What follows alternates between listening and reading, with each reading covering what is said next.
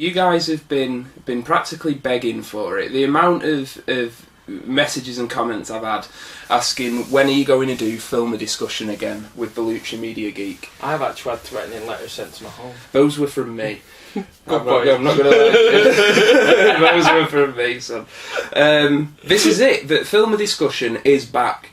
Now, basically, what this is going to be, this episode, is we're going to sit here and bullshit about... We haven't planned this out, have we? We're freestyling. We're freestyling. Literally, we woke up about half an hour ago and we're like, let's do this, that and the other. So, yeah, it's going to be very fast and loose. Go get messy. Yeah, pretty much. So, basically, where to start? Now, anybody who's watching my channel, I imagine will have at least a knowledge of Film a Discussion, which was a series of videos that you and I started. It's going on like 2 years ago now. It's a long time ago. And we kept saying, like, we're going to do one every 6 weeks. Yeah, and it just didn't materialise because we both work full time and all the rest of it. So like Jurassic Park, and life found a way to make it not happen. Yeah, life did find a way to avoid it happening. So basically, the thing is as well, people ask, when are you next going to see the Luchamedia Geek? Because we'd really like to see you film. And it's not that we've not been seeing each other, because we hang out like nearly every other weekend. But every time we hang out, we end up just getting drunk, just like sat chatting until 7 in the morning. Yeah, we'll film tomorrow. Then let's go into Lancaster and have a brew. Oh, yeah, it's time to go home. Yeah, exactly. Yeah. So, But you know, you asked for it and you got it, and we still want it when we're done. That's So forgive us if we're a little bit rusty, because it's been a while since we've done these videos, and as I said, this one is going to be very fast and loose. But I know we have talked about what we're going to do, even down the line, not necessarily in too much detail in this video, but I know that we want to do a series of videos about Nolan's Batman trilogy. Yeah. And we also talked about the Alien franchise and Prometheus and how Prometheus stands up as a modern day Alien movie, because I don't care what you say. I think we have an unpopular opinion on that, because me and you actually quite like it. I like the rest of the world. I have a lot of time for Prometheus. It's one of those movies. See, this is what's going to happen. We're just going to sit and go on tangents. So just strap in or strap on, whatever it is you're doing. Deep fried bananas.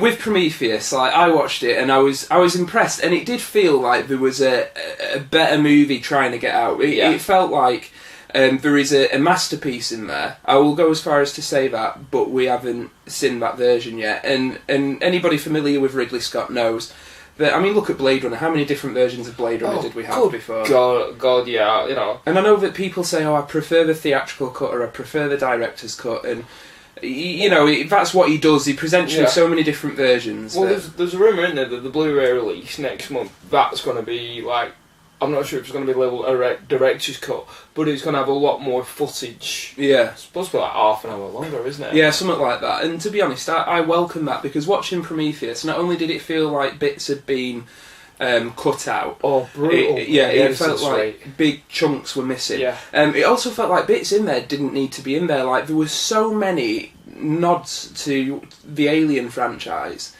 that it became distracting, especially when Ridley Scott said on the lead up and the publicity, you know, this isn't an Alien movie, this is set in the same universe, but it's its own beast. And I mean, if we can give a spoiler alert, but the very final scene, let's say, that almost seems to be Ridley Scott just going, fine, have an alien. Yeah. Shut up. So, but for all its flaws and all its inconsistencies, I think Prometheus is one of the strongest films that we've seen this year. Precisely because it ignites debate, and people can sit around and talk about it and theorise about it, and it's not every film that you get that with. No. And the fact that you can have that discussion, even if you don't like the movie, you have to appreciate that it does that, and it gets people talking. And I'd be surprised, to be honest, if any film fans didn't put it in the top 10 of the year, because it is so polarising. For me, for the most intriguing of the year, it'd go in there.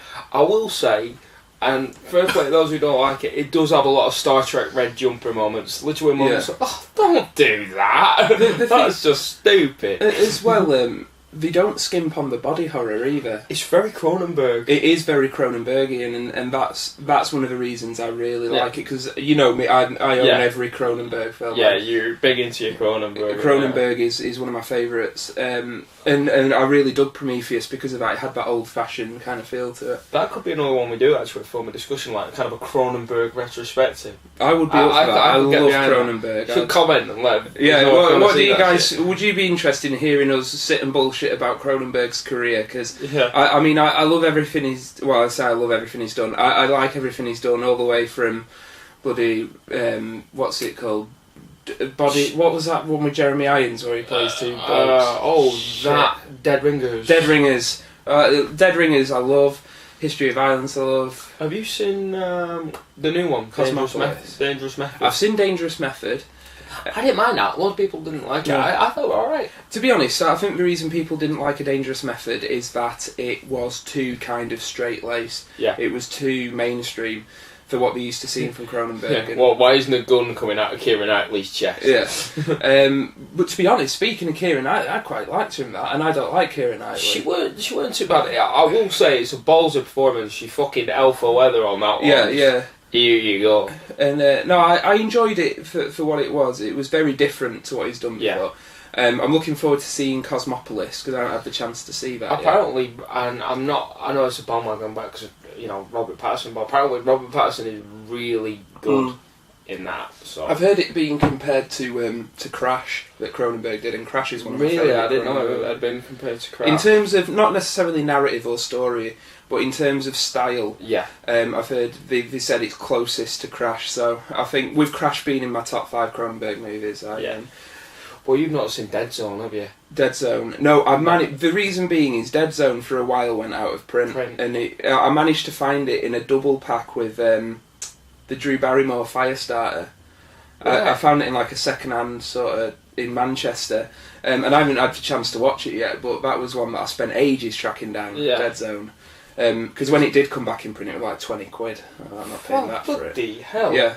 So I went looking at second-hand DVD shops and managed to find it.